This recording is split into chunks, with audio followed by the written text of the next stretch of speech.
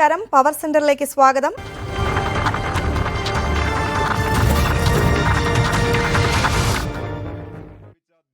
ബീഹാറിൽ നിതീഷ് കുമാറിന്റെ നേതൃത്വത്തിലുള്ള മതേതര മഹാസഖ്യം സർക്കാർ അധികാരമേറ്റു. ലാലു പ്രസാദ് യാദവിന്റെ മക്കളായ തേജസ്വി യാദവും തേജ് പ്രതാപ് യാദവും മന്ത്രിമാരായി സ്ഥാനമേറ്റു. പട്ന ഗാന്ധി മൈതാനത്ത് തിങ്ങിനിറഞ്ഞ ജനാവലിയെയും പ്രമുഖരുടെ നീണ്ട നിരയെയും സാക്ഷി നിർത്തിയാണ് നിതീഷ് കുമാർ മുഖ്യമന്ത്രിയായി സത്യപ്രതിജ്ഞ ചെയ്ത് അധികാരമേറ്റത്. भारत के संविधान के प्रति सच्ची श्रद्धा और निष्ठा रखूंगा. मैं भारत की प्रभुता और अखंडता अक्षुण्ण रखूंगा. मैं बिहार राज्य के मुख्यमंत्री के रूप में अपने कर्तव्यों का श्रद्धापूर्वक और शुद्ध अंतःकरण से निर्वहन करूंगा. തുടർന്ന് ആർജെഡി നേതാവ് ലാലു പ്രസാദ് യാദവിന്റെ ഇളയ മകൻ തേജസ്വി യാദവ് സത്യപ്രതിജ്ഞ ചെയ്ത് സ്ഥാനമേറ്റു. मैं तेजस्वी प्रसाद यादव ईश्वर की शपथ लेता हूं कि मैं विधि द्वारा स्थापित भारत के संविधान के प्रति सच्ची श्रद्धा और निष्ठा रखूंगा. മൂന്നാമതായി ലാലു പ്രസാദ് യാദവിന്റെ മൂത്ത മകൻ തേജ് പ്രതാപ് യാദവും മന്ത്രിയായി സത്യപ്രതിജ്ഞ ചെയ്തു. നിതീഷ് അടക്കം 38 മന്ത്രിമാരാണ് അധികാരമേറ്റത്. 12 മന്ത്രിമാർ ജനതാദൾ യുവിൽ നിന്നും 12 പേർ ആർജെഡിയിൽ നിന്നുമാണ്. കോൺഗ്രസിന് 4 മന്ത്രിമാരാണുള്ളത്. സത്യപ്രതിജ്ഞാ ചടങ്ങിൽ കേന്ദ്ര സർക്കാരിനെ പ്രതിനിധീകരിച്ച് പാർലമെന്ററി കാര്യമന്ത്രി വെങ്കയ്യ നായിഡു പങ്കെടുത്തു. മുഖ്യമന്ത്രി ഉമ്മൻചാണ്ടി, ബംഗാൾ മുഖ്യമന്ത്രി മമതാ ബാനർജി, ഡൽഹി മുഖ്യമന്ത്രി അരവിന്ദ് കെജ്രിവാൾ, ഇടത് നേതാക്കളായ സീതാറാം യെച്ചൂരി, ഡി രാജ, DMK പ്രതിനിധി MK സ്റ്റാലിൻ, കോൺഗ്രസ് നേതാവ് മല്ലികാർജ്ജുന ഖാർഗെ, നാഷണൽ കോൺഫറൻസ് നേതാവ് ഫറൂഖ് അബ്ദുള്ള എന്നിവരും പങ്കെടുത്തു. News desk TV news. ബീഹാറിൽ മുഖ്യമന്ത്രി നിതീഷ് കുമാർ മന്ത്രിമാരുടെ വകുപ്പുകൾ പ്രഖ്യാപിച്ചു. ലാലു പ്രസാദ് യാദവിന്റെ ഇളയ മകൻ തേജസ്വി യാദവാണ് ഉപമുഖ്യമന്ത്രി. പൊതുമരാമത്ത് വകുപ്പിന്റെ ചുമതലയും തേജസ്വിക്കാണ്. ലാലുവിന്റെ മൂത്ത മകൻ തേജ് പ്രതാപ് യാദവിന് ആരോഗ്യ പരിസ്ഥിതി വകുപ്പുകൾ നൽകിയിട്ടുണ്ട്. മുതിർന്ന RJD നേതാവ് അബ്ദുൾ ബാരി സിദ്ദിഖിയാണ് ധനമന്ത്രി. കോൺഗ്രസിന്റെ അശോക് ചൌധരി, മദൻ മോഹൻ ഝാ എന്നിവർക്ക് വിദ്യാഭ്യാസം, റവന്യൂ വകുപ്പുകൾ നൽകി. ആഭ്യന്തര വകുപ്പ് മുഖ്യമന്ത്രി നിതീഷ് കുമാർ കൈകാര്യം ചെയ്യും. പ്രധാനമന്ത്രിയുമായുള്ള ബലാബലത്തിൽ ജയം നേടിയ മുഖ്യമന്ത്രി എന്ന പെരുമയുമായാണ് മൂന്നാം ടേമിലും നിതീഷ് കുമാറിന്റെ ഭരണസാരഥ്യത്തിൽ എത്തുന്നത്. രാജ്യത്ത് BJP ഇതര പാർട്ടികളുടെ ഒന്നിക്കലിനെക്കുറിച്ചുള്ള ചർച്ചകൾക്ക് ആക്കം കൂട്ടാനും നിതീഷിന്റെ ജയം സാഹചര്യമൊരുക്കി. പ്രധാനമന്ത്രി നരേന്ദ്രമോദിയുമായുള്ള നേരിട്ടുള്ള പോരാട്ടമായി വിലയിരുത്തപ്പെട്ട തെരഞ്ഞെടുപ്പിൽ ഉജ്ജ്വല വിജയം നേടിയാണ് നിതീഷ് കുമാർ മൂന്നാം വട്ടവും ബീഹാർ മുഖ്യമന്ത്രി പദത്തിലെത്തുന്നത്. നരേന്ദ്രമോദിയെ നേതാവായി ഉയർത്തിക്കാട്ടിയതിന്റെ പേരിൽ BJPയുമായി അകന്ന നിതീഷിന്റെ ജയം മോദി വിരുദ്ധ രാഷ്ട്രീയത്തിന്റെ വിജയമായാണ് ഘോഷിക്കപ്പെട്ടത്. അതിനുമപ്പുറം കഴിഞ്ഞ ലോക്സഭാ തെരഞ്ഞെടുപ്പിൽ വീശിയടിച്ച മോദി തരംഗത്തിൽ പാർശ്വവൽക്കരിക്കപ്പെട്ട ജനതാ രാഷ്ട്രീയത്തിന്റെ പുനരുജ്ജീവനം കൂടിയായി അത്. ജയപ്രകാശ് നാരായണന് പിന്തുണ പ്രഖ്യാപിച്ച് ബീഹാറിലും പിന്നീട് ദേശീയ രാഷ്ട്രീയത്തിലും ചലനമുണ്ടാക്കിയ വിദ്യാർത്ഥി പ്രസ്ഥാനത്തിലൂടെയാണ് നിതീഷ് കുമാർ പൊതുരംഗത്ത് സജീവമായത്. അന്ന് തോളോട് തോൾ ചേർന്നു എന്ന ലാലു പ്രസാദ് യാദവിനെ ആദ്യം ബീഹാറിലെ പ്രതിപക്ഷ നേതാവും പിന്നീട് മുഖ്യമന്ത്രിയുമാക്കുന്നതിൽ നിർണായക പങ്കുവഹിച്ചു നിതീഷ് കുമാർ. അധികാര രാഷ്ട്രീയത്തിന്റെ ദുഷിപ്പ് പിടിച്ച് ജനതാ പരിവാർ പല വഴിക്ക് പിരിഞ്ഞുപോയപ്പോൾ 1994 ജോർജ് ഫെർണാണ്ടസിനൊപ്പം സമതാ പാർട്ടിക്ക് രൂപം നൽകി ഈ എഞ്ചിനീയറിംഗ് ബിരുദധാരി. സമതാ പാർട്ടിയും ശരദ് യാദവിന്റെയും രാമകൃഷ്ണ ഹെഗ്ഡെയുടെയും നേതൃത്വത്തിലുള്ള ജനതാ ഘടകങ്ങളും ചേർന്നാണ് 2003 ജനതാദൾ യുണൈറ്റഡ് രൂപീകൃതമാവുന്നത്. JDU BJP മുന്നണിയിൽ അംഗമായപ്പോൾ നിതീഷ് വാജ്പേയി മന്ത്രിസഭയിലെത്തി. 2004 പൊതുതെരഞ്ഞെടുപ്പിൽ NDA പരാജയപ്പെട്ടതോടെയാണ് നിതീഷ് ബീഹാർ രാഷ്ട്രീയത്തിൽ തിരിച്ചെത്തിയത്. റാബ്രി ദേവിയെ മുൻനിർത്തി ലാലു പ്രസാദ് യാദവ് നടത്തിയ ഭരണത്തിനെതിരായ ജനവികാരത്തെ വോട്ടാക്കി മാറ്റിയ നിതീഷ് 2005 മുഖ്യമന്ത്രി പദത്തിലെത്തി. 2010 വിജയം ആവർത്തിച്ച നിതീഷ് 10 വർഷത്തെ ഭരണത്തിലൂടെ ബീഹാറിനെ സമഗ്ര മാറ്റങ്ങളിലേക്കാണ് നയിച്ചത്. ലാലു പ്രസാദ് യാദവിനെയും കോൺഗ്രസിനെയും ഒപ്പം കൂട്ടി മോദി തരംഗത്തിന് തടയിട്ടതിലൂടെ ലഭിച്ച ദേശീയ നേതാവിന്റെ പരിവേഷവുമായാണ് നിതീഷ് കുമാർ എന്ന 64-കാരൻ വീണ്ടും ബീഹാർ മുഖ്യമന്ത്രി പദത്തിലെത്തുന്നത്. News desk TV news. Nitish Kumar മോദിക്ക് പകരക്കാരനാകുമോ? ഈ വിഷയമാണ് ഇന്ന് പവർ സെന്റർ ചർച്ച ചെയ്യുന്നത്. ചർച്ചയിൽ പങ്കെടുക്കുന്നത് മുതിർന്ന മാധ്യമപ്രവർത്തകൻ ശ്രീ P. രാജൻ, BJP നേതാവ് TG മോഹൻദാസ് എന്നിവർ കൊച്ചി സ്റ്റുഡിയോയിലും, JDU നേതാവ് അജിത് കുമാർ കോഴിക്കോട് സ്റ്റുഡിയോയിലും, കോൺഗ്രസ് നേതാവ് ശ്രീ ടോം വടക്കൻ, മാധ്യമപ്രവർത്തകൻ പ്രസൂൺ S. കണ്ടേത്ത് എന്നിവർ ടെലിഫോൺ ലൈനിലും പ്രതീക്ഷിക്കുന്നു. ആദ്യം ശ്രീ P. രാജനിലേക്ക്. ശ്രീ P. രാജൻ, നിതീഷ് കുമാർ വീണ്ടും അധികാരത്തിലെത്തിയിരിക്കുന്നു. മോദിക്കും അതുപോലെ തന്നെ BJPക്കും ഒരു പകരക്കാരനാകാൻ നിതീഷിന് സാധിക്കും?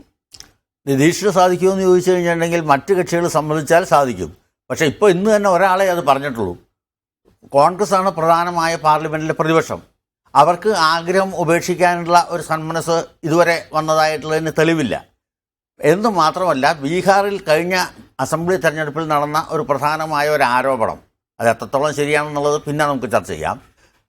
അവിടെ ഒരു മുഖ്യമന്ത്രി സ്ഥാനത്തേക്ക് ആരെയും ഉയർത്തി കാണിക്കാൻ പറ്റിയില്ല എന്നുള്ളത് തന്നെയാണ്. അടുത്ത പാർലമെൻറ്റ് തെരഞ്ഞെടുപ്പിൽ അതേപോലെ ഒരു പ്രധാനമന്ത്രി സ്ഥാനത്തേക്ക് ഉയർത്തി കാണിക്കാൻ നിതീഷിനെ ഉയർത്തി കാണിക്കാൻ മറ്റെല്ലാ കക്ഷികളും തയ്യാറാകുമോ എന്നത് സംശയമാണ്. കഴിഞ്ഞകാല അനുഭവങ്ങളുടെ അടിസ്ഥാനത്തിൽ അത് ഉറപ്പ് പറയാൻ പറ്റില്ല. എന്ന് മാത്രമല്ല, ബീഹാറിൽ തന്നെ ഇന്ന് അത് പറയുന്നത് ഭംഗികേടാണെങ്കിൽ പോലും ലാലു പ്രസാദിൻ്റേതായ ചില കരടുകൾ ഭരണത്തിൽ ഉണ്ടാക്കാനുള്ള സാധ്യത തള്ളിക്കളയാനാവില്ല എന്ന് മന്ത്രിസഭ രൂപവൽക്കരണത്തിൻ്റെ വിശദാംശങ്ങൾ നോക്കിയാൽ കാണാൻ കഴിയും. ശ്രീ ടി ജി മോഹൻദാസ്, അടുത്ത ഇന്ത്യൻ രാഷ്ട്രീയത്തിന്റെ അടുത്ത ദശാബ്ദത്തിലേക്കുള്ള ഇന്ത്യൻ രാഷ്ട്രീയത്തെ രൂപപ്പെടുത്തിയേക്കാവുന്ന മാറ്റങ്ങളാണോ നമ്മൾ ബീഹാറിൽ കാണുന്നത്? അങ്ങനെ കണ്ടാൽ കൊള്ളാമെന്ന് എനിക്കുമുണ്ട്. പക്ഷേ അതൊന്നും അല്ല കാണുന്നത്. അല്ല, JDU എന്ന് പറയുന്ന മഹാപ്രസ്ഥാനം ബീഹാറിന് പുറത്ത് എവിടെയെങ്കിലും ഉണ്ടോ? കോൺഗ്രസിൻ്റെ 10-1 വലിപ്പമുണ്ടോ അവർക്ക്? അല്ല, നമ്മളൊരു ന്യായം പറയുമ്പോൾ മോദിക്ക് ബദലായിട്ട് നിതീഷ് കുമാർ വരുമെന്ന് പറയുമ്പോൾ നിതീഷ് കുമാറിൻ്റെ താഴെ ആയിരിക്കണമല്ലോ സോണിയാഗാന്ധിയും രാഹുൽ ഗാന്ധിയും എല്ലാം. നടക്കുന്ന കാര്യമാണോ? ആത്മാർത്ഥതയുള്ള ഏതെങ്കിലും കോൺഗ്രസ്സുകാരന് അത് സഹിക്കുമോ? നാട്ടുകാർ നോക്കിക്കഴിഞ്ഞാൽ തന്നെ ഒരു ഭംഗിയുണ്ടോ? JDU ബീഹാറിന് പുറത്തുനിന്നും ഒരു ചുക്കുമല്ലെന്ന് ഇപ്പോഴല്ലേ ലാലു പ്രസാദ് യാദവുമായിട്ട് കൂടിയപ്പോൾ ഒരു 10 സീറ്റ് BJPയേക്കാൾ കൂടുതൽ കിട്ടി. BJPയെ സംബന്ധിച്ചിടത്തോളം ഇത് വലിയൊരു കാര്യമല്ല. BJP ഒരു കാലത്തും ബീഹാർ ഒറ്റയ്ക്ക് ഭരിച്ചിട്ടില്ല. 67 ഒരു കൂട്ടുകക്ഷി മന്ത്രിസഭ ദീനദയാൽ ഉപാധ്യായ തട്ടിക്കൂട്ടിയ ഒരു കൂട്ടുകക്ഷി മന്ത്രിസഭ അധികാരത്തിൽ വന്നു. പിന്നെ 77 അന്ന് ജനതാ പാർട്ടിയായിരുന്നു, അതിനകത്ത് ഭാരതീയ ജനസംഘം ലയിച്ചിരുന്നു. പിന്നീട് ഒരു കാലത്തും ഒറ്റയ്ക്ക് BJP ബീഹാറിലെ അധികാരത്തിൽ വന്നിട്ടില്ല. അതുകൊണ്ട് BJPയെ സംബന്ധിച്ചിടത്തോളം ഈ പറയുന്ന മാതിരി വലിയൊരു തിരിച്ചടിയൊന്നും നേരിട്ടിട്ടില്ല. വേണമെങ്കിൽ ഒരു ഇച്ഛാഭംഗം ഉണ്ടായി, വിചാരിച്ചത്ര വിജയിച്ചില്ല എന്ന് വേണമെങ്കിൽ പറയാം. അപ്പോൾ അതും വെച്ചിട്ട് ഞങ്ങളെന്തോ മഹാകാര്യം സാധിക്കാൻ പോകുന്നു എന്ന് ഭാവിക്കുന്നത് ഒരുതരം പൊങ്ങച്ചമാണ്. അല്ല, അതിപ്പോൾ എന്ത് പറയാനാണ്? പക്ഷേ ഒരു കാര്യം, നത്തിങ് സക്സീഡ് ലൈക്ക് സക്സസ് എന്ന് പറയുമല്ലോ. വിജയിച്ച ആൾ തന്നെയാണ്, ആ വിജയം അംഗീകരിക്കേണ്ടതാണ്. അതുകൊണ്ട് നിതീഷ് കുമാറിനും അദ്ദേഹത്തിൻ്റെ JDU മഹാഗഠബന്ധൻ അതിനും എല്ലാ വിജയങ്ങളും ആശംസിക്കുക. അവർ തുടക്കമാണല്ലോ, നോക്കാം നമുക്ക് എങ്ങനെ പോകുന്നു എന്ന്. കോഴിക്കോട് സ്റ്റുഡിയോയിൽ JDU നേതാവ് അജിത് കുമാർ ചേരുന്നു. അജിത് കുമാർ, ഇപ്പോൾ മോഹൻദാസ് പറഞ്ഞത് താങ്കൾ ശ്രദ്ധിച്ചു കാണും. വലിയൊരു പരാജയമൊന്നുമല്ല ബീഹാറിൽ BJPക്ക് നേരിട്ടത്. ഇതിനെ താങ്കൾ എങ്ങനെ കാണുന്നു? അതോടൊപ്പം തന്നെ മോദി തരംഗം അവസാനിച്ചുവോ? അതോടൊപ്പം എന്തായിരിക്കും ഇനിയുള്ള നിതീഷ് കുമാറിന്റെ ഉന്നം? പാറ്റ്ന വഴി നിതീഷ് കുമാർ തേരോട്ടം ഡൽഹിയിലേക്ക് നടത്തുമോ?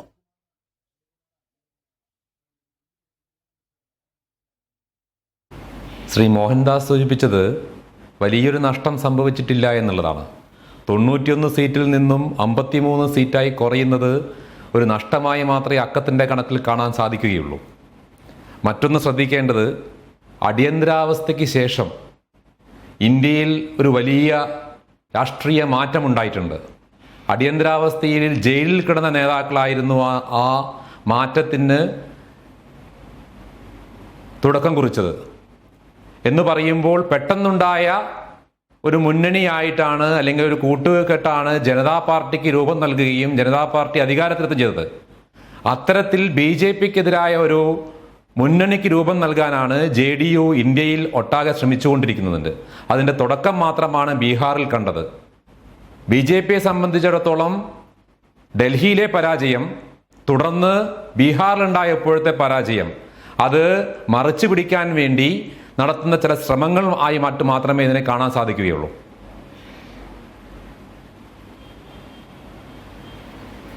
ശ്രീ ടോം വടക്കൻ ലൈനിലുണ്ട്. ശ്രീ ടോം വടക്കൻ, ഇപ്പോൾ BJPക്ക് ബദലായി ഒരു മഹാസഖ്യം ബീഹാറിൽ രൂപപ്പെട്ടിരിക്കുന്നു. ഇത് ഡൽഹിയിലേക്ക് വരാനുള്ള ഒരു സാധ്യതയുണ്ടോ? അങ്ങനെ വരികയാണെങ്കിൽ കോൺഗ്രസ് അതിനെ പിന്തുണയ്ക്കുമോ? ഇത് രാജ്യമൊട്ടാകെ ഒരു നിൽക്കുന്ന ഒരു പിക്ചറാണ്, ക്യാൻവസാണ് നമ്മൾ ബീഹാറിൽ കാണുന്നത്. ആദ്യം ഈ 18 മാസം ഈ രാജ്യത്തെ ഇൻടോളറൻസും പോളറൈസേഷനും സെക്യുലറിസത്തിന്റെ എതിരുള്ള യുദ്ധവും പിന്നെ നമ്മുടെ രാഷ്ട്രപതി പ്രണബ്ജി പറഞ്ഞതുപോലെ 3 പ്രാവശ്യമാണ് അഡ്വൈസറി കൊടുത്തിരിക്കുന്നത് ഈ ഗവൺമെന്റിനോട്. കാരണം ഫ്രിഞ്ച് എലിമെന്റ്സ് ഓവർടേക്ക് ചെയ്തിരിക്കുന്നു. അവർ പവർ സെന്റേഴ്സായി മാറാനുള്ള സാധ്യതയാണ് കാണുന്നത്. അതിന്റെ ഒരു റിയാക്ഷനാണ് ബീഹാറിൽ കണ്ടത്. അവിടെ കാസ്റ്റ് അരിത്മെറ്റിക് ഒക്കെ ഉപരി ഒരു റിയാലിറ്റി ചെക്ക് നോക്കിയാൽ ഇതൊരു റെഫറൻഡമാണ് നടന്നിരിക്കുന്നത് ഈ 16 മാസത്തിന്റെ മിസ് ഗവർണൻസിനെതിരെ. അവിടെ സംസാരിക്കുമ്പോൾ പറയുന്നു ജംഗിൾ രാജ് എന്ന് പറഞ്ഞാൽ അതിനൊരു ബദലായിട്ടൊരു ഗവർണൻസ് സെൻട്രൽ ഗവൺമെന്റ് കാണിക്കണം. അതില്ലാതെ ഒരു ഫ്രിഞ്ച് എലിമെന്റ്സ് ഒരു ഫ്രീ പ്ലേ ആണ് രാജ്യത്തൊട്ടാകെ കാണുന്നത്. അതിന്റെ ഒരു റിയാക്ഷൻ കാണും ഡൽഹിയിൽ.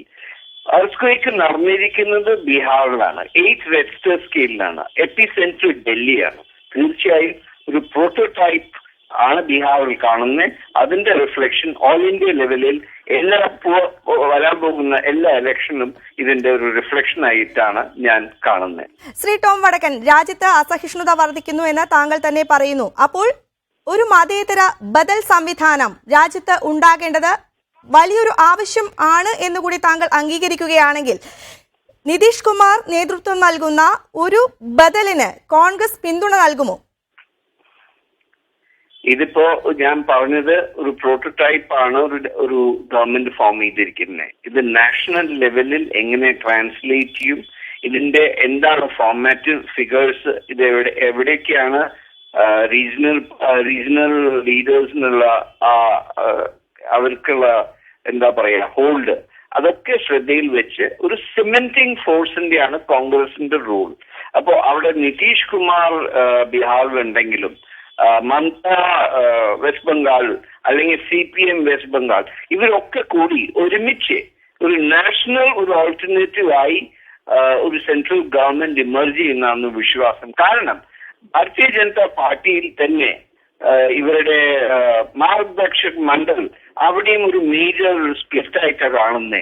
ഈ സിറ്റുവേഷൻ രാജ്യമൊട്ടാകെ ഒരു മൂവ്മെന്റ് ആണ്. ഭാരതീയ ജനതാ പാർട്ടി ആയാലും അതിൽ ഇരിക്കുന്ന സീനിയർ ലീഡേഴ്സും ഒരു കംപ്ലീറ്റ് പ്രൊട്ടസ്റ്റ് ആണ്. ഈ സെൻട്രലൈസ്ഡ് പവർ സെന്റേഴ്സ് ആണ് ഇന്ന് ഏറ്റവും വലിയ പവർഫുൾ സെന്റർ ആവാം.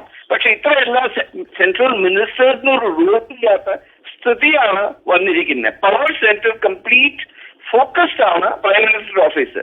അവിടെ സെക്രട്ടറീസും ജോയിന്റ് സെക്രട്ടറീസും ബ്യൂറോക്രസിയാണ് കംപ്ലീറ്റ് സെൻട്രൽ ഗവൺമെന്റിനെ കൺട്രോൾ ചെയ്യുന്നത്. മന്ത്രിമാർക്ക് ഒരു റോളുമില്ല. അത് അങ്ങനത്തെ ഒരു സിറ്റുവേഷൻ ഫെഡറൽ സ്ട്രക്ചറും ക്ഷീണം ചെയ്യും. ആ ഫെഡറൽ സ്ട്രക്ചറിനെ ക്ഷീണം ചെയ്യാതെ ഇരിക്കാൻ ഒരു നാഷണൽ മൂവ്മെന്റ് ആയിട്ടാണ് ഞാൻ ബീഹാറിന്റെ തുടക്കം കാണുന്നത്. അത് ആര് നയിക്കും അതൊക്കെ സമയം ഉത്തരം പറയും. അത് ഉത്തരം ഇപ്പോൾ നമ്മൾ അസ്ട്രോളജേഴ്സ് ഒന്നുമല്ല. തീർച്ചയായും ഒരു നാഷണലിസ്റ്റിക് ഒരു എലിമെന്റ് ആണ് നമ്മൾ കാണാൻ പോകുന്നത്. ഒരു ലാർജ് ക്യാൻവസ് ആണ് നമ്മൾ കാണാൻ പോകുന്നത്. ശ്രീ പി രാജൻ, ഒരു നാഷണൽ മൂവ്മെന്റ് വരുന്നുണ്ട് എന്ന് അദ്ദേഹം സമ്മതിക്കുന്നുണ്ട്. പക്ഷേ അദ്ദേഹം തുറന്നു പറയുന്ന ഒരു സാഹചര്യം തങ്ങൾ പിന്തുണയ്ക്കും, അല്ലെങ്കിൽ ആ ഒരു രീതിയിൽ ഒരു മൂവ്മെന്റ് വരുമെന്ന കാര്യം കോൺഗ്രസ് ഇപ്പോഴും പറയുന്നില്ല. ഈ ഒരു സാഹചര്യത്തിൽ അത് മാത്രമല്ല, ലാലു പ്രസാദ് യാദവ് ഇത്തവണ നേടിയ വലിയൊരു വിജയം, ലാലു ഒരു വലിയൊരു അത്ഭുതമായിട്ടാണ് ബീഹാറിൽ ഉയർന്നു വന്നിരിക്കുന്നത് ഇത്തവണ. അങ്ങനെ ഇരിക്കുന്ന ഒരു സാഹചര്യത്തിൽ എത്ര നാൾ നിതീഷിന് ഈ രീതിയിൽ മുന്നോട്ട് പോകാൻ സാധിക്കും? അത് ഒന്നുകിൽ എല്ലാവരും കൂടി ഒന്നിച്ച് മുങ്ങിച്ചാവണം, അല്ലാത്ത സമയത്ത് ഒന്നിച്ച് നീന്തണം എന്നൊരവസരം വന്നാൽ ചിലപ്പോൾ പിടിച്ചു നിന്നു എന്ന് വരാം. പക്ഷെ അതല്ല കാരണം. ഈ പറയുന്നതൊക്കെ വെറും വ്യാമോഹങ്ങളും വസ്തുതകൾക്ക് നിരക്കുന്നതുമല്ല. BJP കാര്യമായ വോട്ട് അവിടെ കുറഞ്ഞിട്ടില്ല. ഇറ്റ് ഈസ് ഓൺലി ഒരു ഗണിത ശാസ്ത്രമാണ്. മറ്റെല്ലാവരും കൂടി ചേർന്നപ്പോൾ അവർക്ക് കൂടുതൽ വോട്ട് കിട്ടിയെന്നുള്ളൂ. പെർസെൻറ്റേജിൽ തന്നെ മറ്റവർക്ക് 2% 3% ഉള്ളൂ. ഇപ്പോൾ ഇവർക്ക് 4% കൂടുതലുണ്ട്. പെർസെൻറ്റേജ് ഒരു പ്രധാനമായ കാര്യം തന്നെയാണ് പാർലമെൻറ്റ് തെരഞ്ഞെടുപ്പിൽ ഒരു പ്രധാന ഒന്ന്. രണ്ടാമത് ഇവർ മതേതര മുന്നണി എന്ന് പറഞ്ഞാൽ ഇവർക്ക് ആർക്കെങ്കിലും അങ്ങനെ BJP വിരോധം ഇല്ല. ഈ നിതീഷ് മറ്റേ BJPയുടെ ഒപ്പം ചേർന്നപ്പോഴല്ലേ ഏറ്റവും കൂടുതൽ 91 സീറ്റ് കിട്ടിയത്. എന്തുമാത്രമല്ല അവിടുത്തെ ഉപപ്രധാനമന്ത്രിയായിരുന്ന ശ്രീ മോഡി, അദ്ദേഹം വളരെ നല്ല മനുഷ്യനും വളരെ വിജയം നേടിയ ആളുകളെന്ന് ഇന്നലെ വരെ പറഞ്ഞ ആളുകളാണ്. ലാലുവിൻ്റെ ഭരണം തന്നെയായിരുന്നു ജംഗിൾ ഭരണം. അപ്പോൾ ഈ വക പറയുന്ന ഇവർക്ക് ആർക്കും ഏത് കക്ഷിയാണ് BJP ആയിട്ട് ഒന്നിച്ച് ചേരാത്തത്? മതേതര മുന്നണി എന്ന് പറഞ്ഞൊരു വാക്കുണ്ടാക്കി ആവശ്യത്തിന് മുന്നണി ഉണ്ടാക്കാനാണ്. യാതൊരു പ്രിൻസിപ്പിളും ഇല്ലാത്ത ഇന്ത്യയിലത്തെ രാഷ്ട്രീയ കക്ഷികൾ ആവശ്യത്തിന് വേണ്ടി മതേതര മുന്നണി എന്ന് പറഞ്ഞൊരു വാക്കുണ്ടാക്കുകയാണ്. അല്ലാണ്ട് മതേതരത്വത്തിലും ഉൾപ്പെടെ ജാതിയേക്കാൾ എന്തുകൊണ്ടും ഭേദമാണ് മതം. ഈ ജാതി മുന്നണിയേക്കാൾ എന്തുകൊണ്ടും ഭേദം തന്നെയാണ് BJP. അത് പോട്ടെ, അത് വേറെ കാര്യം. മതേതര മുന്നണി എന്ന് പറഞ്ഞ ആവശ്യത്തിന് എടുക്കുന്നതാണ്. ഏത് കക്ഷിയാണ് BJP ആയിട്ട് കൂട്ടുകൂടാത്തുള്ളത്? ഈ നിതീഷ് അതിൻ്റെ കൂട്ടുകൂടി ഭരിച്ചിട്ടുള്ളതല്ലേ? അന്നൊന്നും പറയാത്ത ഒരു ആരോപണം പെട്ടെന്ന് പറയുന്നത് എവിടുന്നാണ്? എന്താ കാരണം?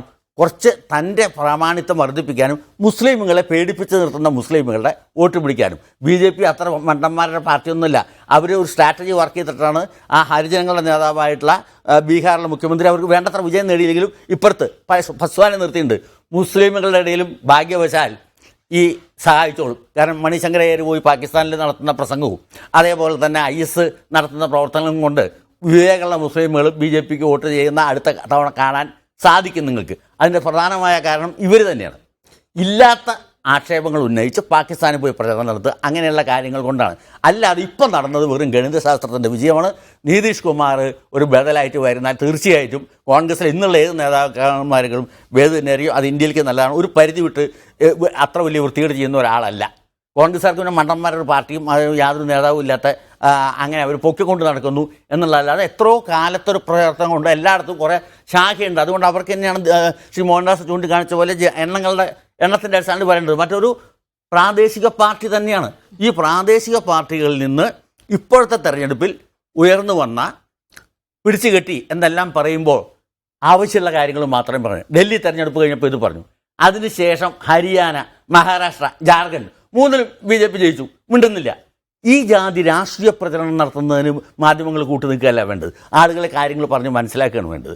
നിർഭാഗ്യവശാൽ ഇവിടെ രാഷ്ട്രീയക്കാരുടെ അജണ്ട മാധ്യമങ്ങൾ ഏറ്റെടുക്കുകയാണ് കാണുന്നത്.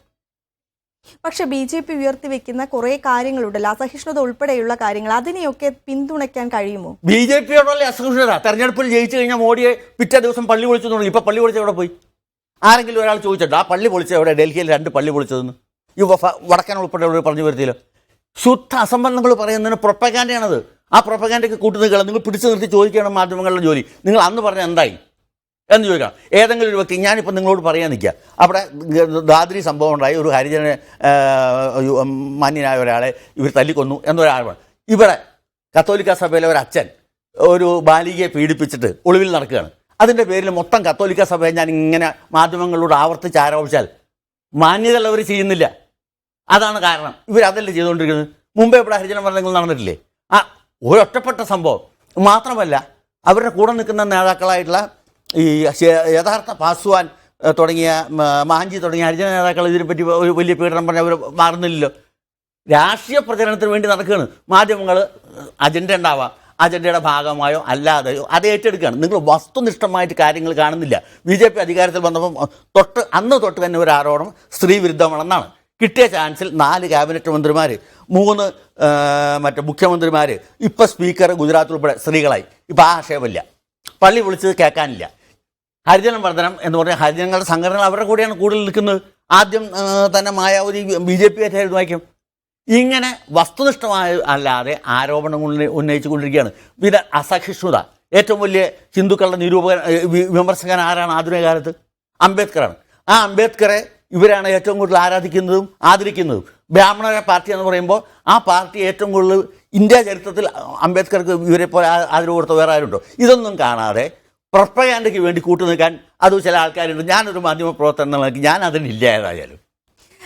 ശ്രീ പ്രസൂൺ എസ് കണ്ടേറ്റ് ലൈനിലുണ്ട്, മാധ്യമ പ്രവർത്തകനാണ്. ശ്രീ പ്രസൂൺ, പി രാജൻ ഉയർത്തുന്നത് ഇത് മാധ്യമങ്ങൾ നയിക്കുന്ന ഒരു പ്രൊപ്പഗൻഡയാണ്, ഒരു പ്രാദേശിക പാർട്ടിയാണ് JDU. എത്ര തോതിൽ JDUവിന് വരാൻ കഴിഞ്ഞാൽ നല്ലത്, അത് സാധിക്കുമോ എന്നുള്ള കാര്യങ്ങളാണ് ഉയർത്തി കൊണ്ടുവരുന്നത്.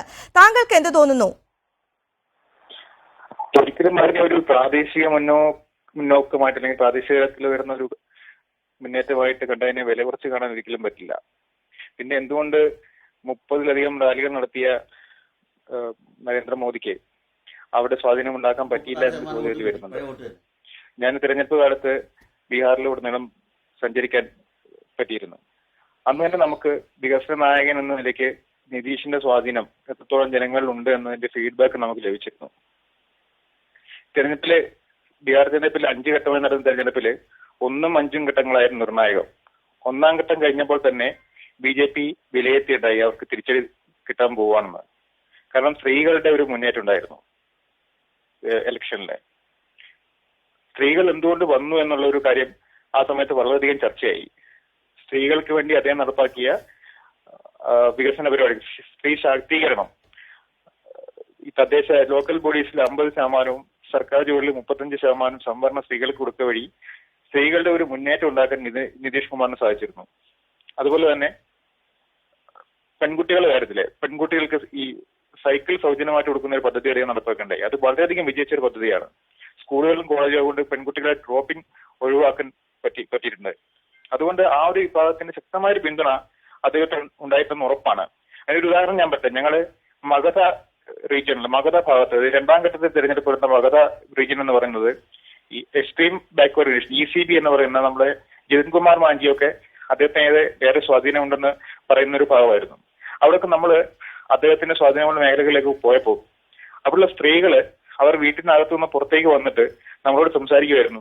ഞങ്ങളുടെ വോട്ടുകൾ, ഞങ്ങൾ സ്ത്രീകളുടെ വോട്ടുകൾ ഇപ്രാവശ്യം നിതീഷ് കുമാറിനാണ് എന്ന് ഉറക്കെ പറയാൻ അവർ ധൈര്യം കാണിച്ചു. ഭർത്താക്കന്മാര് അവരുണ്ട്. ഭർത്താക്കന്മാരെ എതിർക്കാൻ ശ്രമിക്കുമ്പോൾ ആ എതിർപ്പിനെ മറികടന്നുകൊണ്ടാണ് അവർ പറയുന്നത്.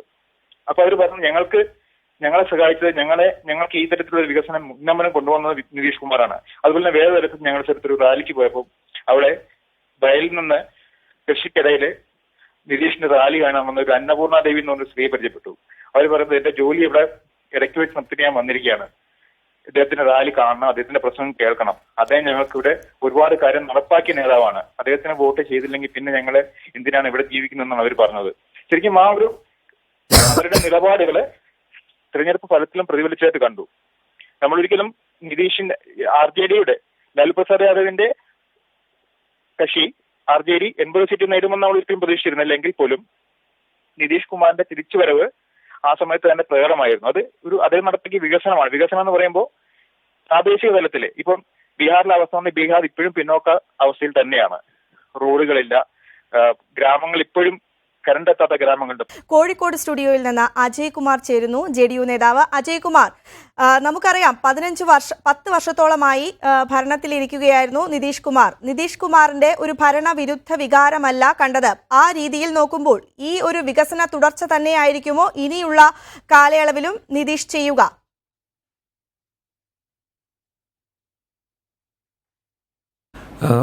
തീർച്ചയായിട്ടും അതിലേക്ക് വരാം. അതിന് മുമ്പായിട്ട് മുതിർന്ന മാധ്യമപ്രവർത്തകനായ ശ്രീ രാജൻ സ്റ്റുഡിയോയിലുണ്ട്. അദ്ദേഹം 2 കാര്യമാണ് അവിടെ സൂചിപ്പിച്ചത്.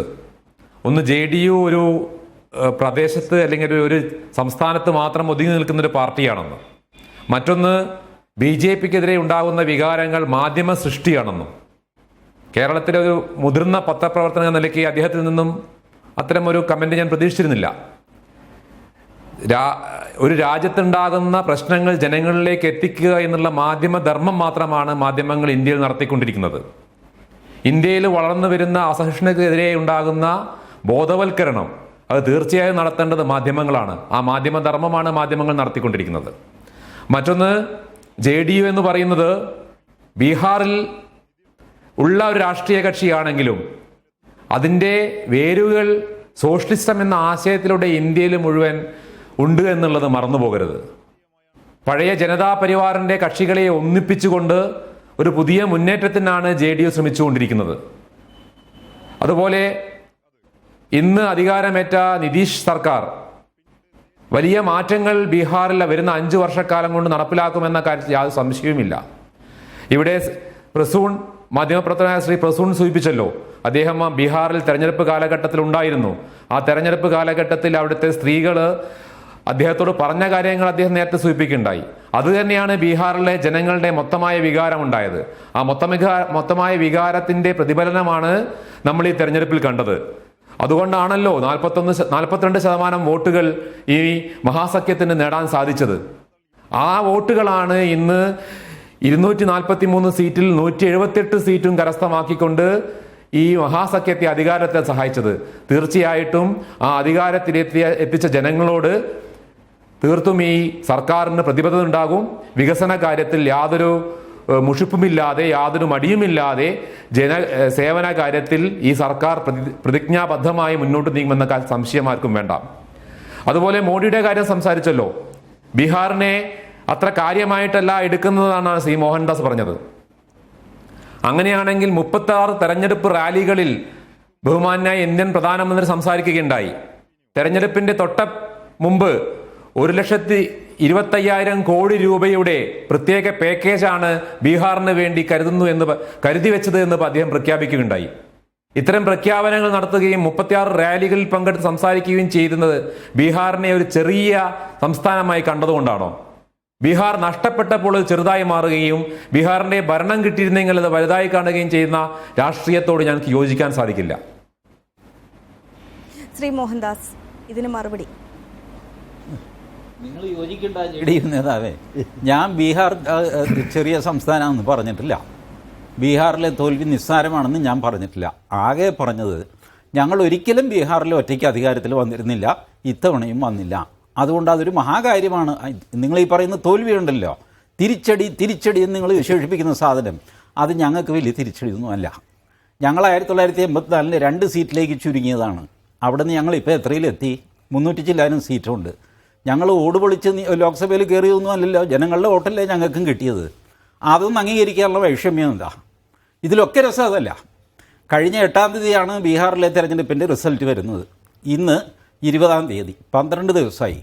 ഈ 12 ദിവസത്തിനിടയ്ക്ക് ഇന്ത്യയിൽ ഒരൊറ്റ കൊലപാതകം പോലും നടന്നില്ല. ബീഫാണെങ്കിൽ വെച്ച് വിളമ്പി ഫ്രീ ആയിട്ട് കൊടുത്തുകൊണ്ടിരിക്കുക. സ്വർഗരാജ്യം നിലവിൽ വന്നു കഴിഞ്ഞു.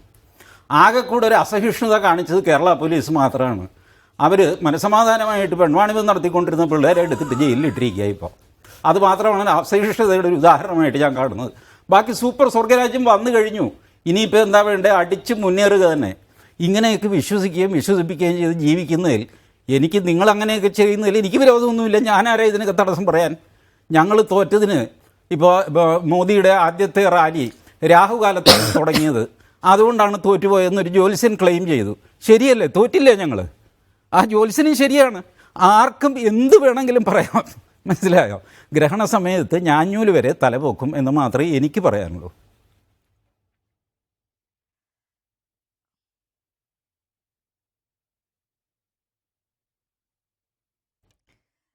നിതീഷ് കുമാർ നേരത്തെ മുന്നോട്ട് വെച്ചത് വലിയൊരു വികസനമാണ് മുന്നോട്ട് വെച്ചത്. ആ രീതിയിൽ തന്നെ അദ്ദേഹത്തിന് ഭരിച്ചുകൊണ്ട് ഇത്തവണ മുന്നോട്ട് പോകാൻ സാധിക്കുമോ?